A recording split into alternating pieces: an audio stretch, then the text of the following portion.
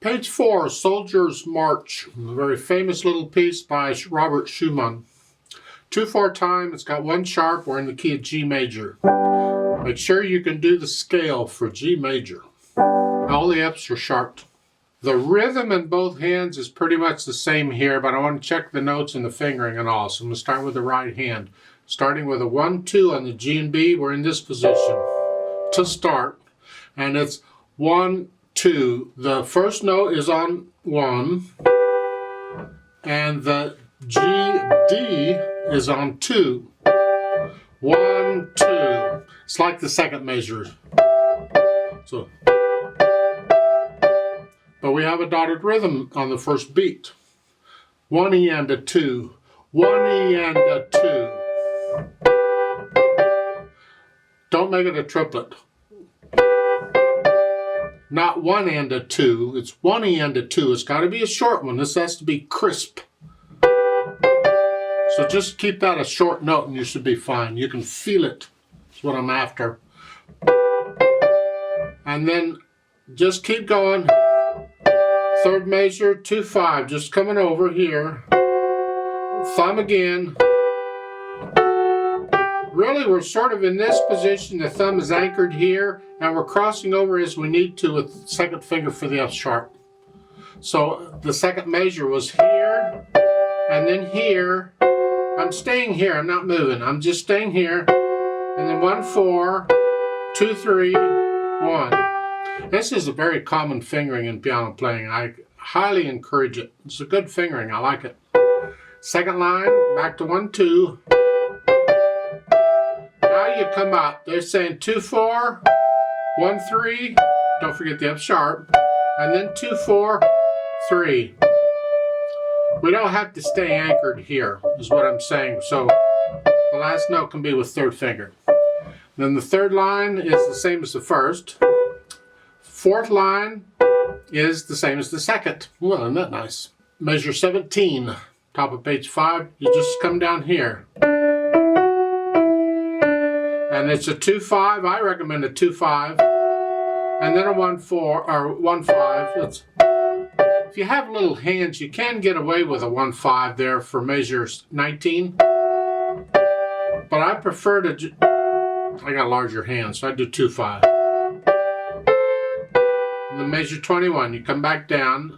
And then 2-4, 2-4, and 3-5. You don't have to come back up because I mean, there's nothing wrong with it. If you want to come back up, it's up to you. But I do a 3-5 there for the last note there on measure 24.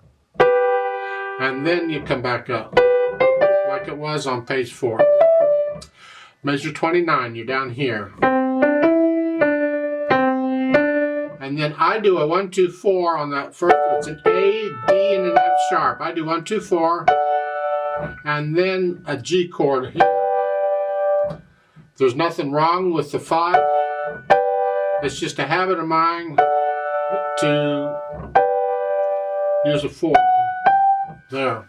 I mean, you don't connect them. There's a rest there, but still, I have a habit of fingering that 4. Left hand. Here, fourth finger. That's a D, C. It's fine. Measure 7, you come up. And then it's an A and a G. I do a 2-3 on that one, but you can do a 1-2 for the D, F sharp. This is a measure 8 here. Whichever, I do a 2, and then back. The second 2 lines are the same as the first 2 lines. Measure 17. I do a 4-1 there, a measure 20 here. And the idea with measure 23 and using 4-1, 3-1 is we're kind of staying in this position here because we got that D coming up. We're just staying in position for it. So fourth, put the hands together.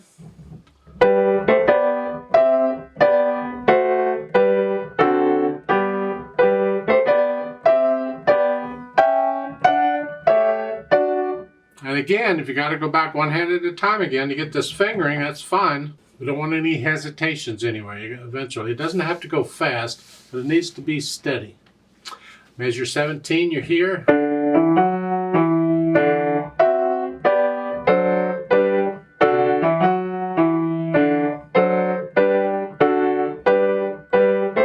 So forth. Once you have a handle on that, then we can add in the articulation. It's a slur first and then a staccato. That's here. Connect that and that. You can't connect because it's repeated, but connect the others. Can you connect that?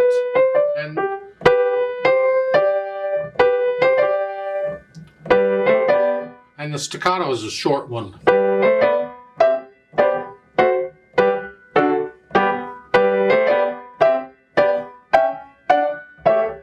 Is that the contrast between this connected and this staccato.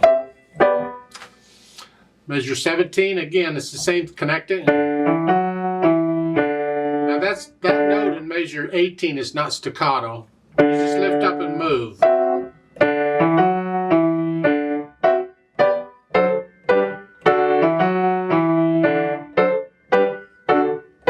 So forth. At the end, the last two measures, it's a staccato and an accent, a little louder. Dynamic wise, this is more for the right hand, but both hands are about the same here. It's loud. This is a soldier marching here. And then you have a diminuendo on measure 3. Come down to about a moderately loud. Don't come down very much. Back up to loud. Come down. Each time you're kind of coming down. It's sort of like shaping the phrase. Just don't come down to soft. Stay on the loud side here. And you do that through each line on page 4. And then on page 5, you're loud again. And then you diminuendo down to about a moderately loud. Now, watch out here because on measure 19, that's where the diminuendo starts. Well, you're still loud here. Just because you see the word doesn't mean automatically you got to get softer. You get softer after that.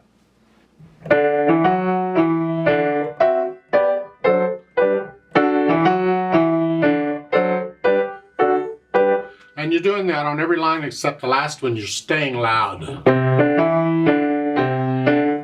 the last two notes are actually very loud because of the accents. Then we talk about the speed. Well, this is a good example of a composer who did not use the typical Italian words. Normally we're used to seeing Italian words on how fast to go. Not all composers did, and he didn't. That's not Italian words. But fortunately, we have the English translations for them. Otherwise, I'd have to go look them up. And it's simply it's a march. The tempo is strict. And it's fast. Well, it's like they call it lively. It's a happy march, like a victorious, yay, we won type thing.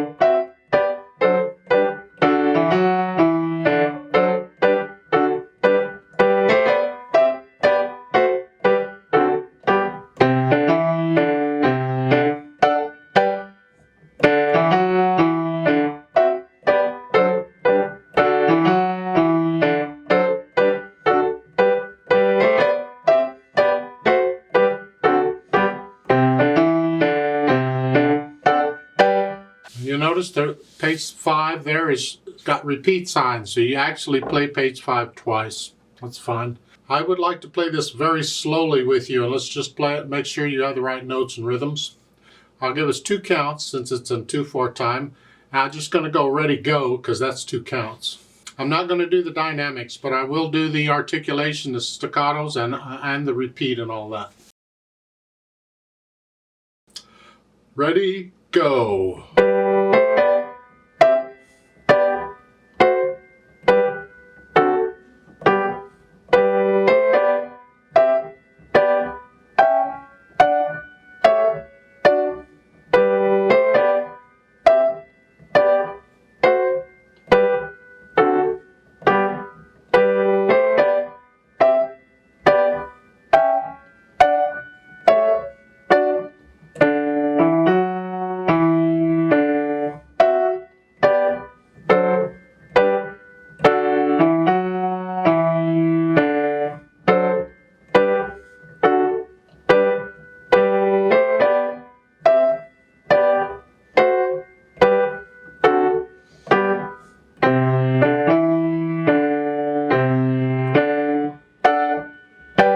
Repeat.